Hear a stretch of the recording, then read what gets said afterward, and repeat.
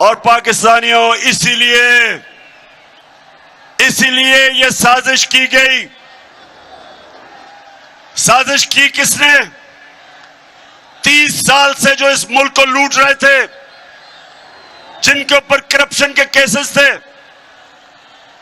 जिन्होंने पूरी कोशिश की मेरे से कि मैं उनको NRO दे दूं, यानी कि जनरल मुशर्रफ की तरह उनके करप्शन केसेस खत्म कर दूं। पूरी कोशिश की।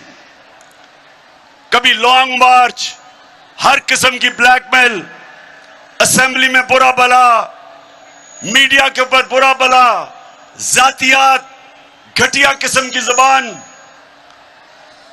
हर बार कि जी कल गया तो परसों गया। सिर्फ एक मकसद था इनका कि मैं इनके करप्शन के केसेस माफ कर दूं।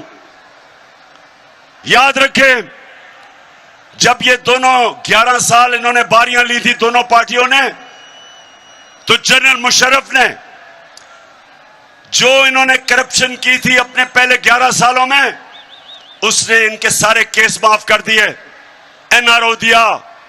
दोनों बाहर भागे हुए थे, वापस आए, और फिर 10 साल दोनों ने इस मुल्क को लूटा।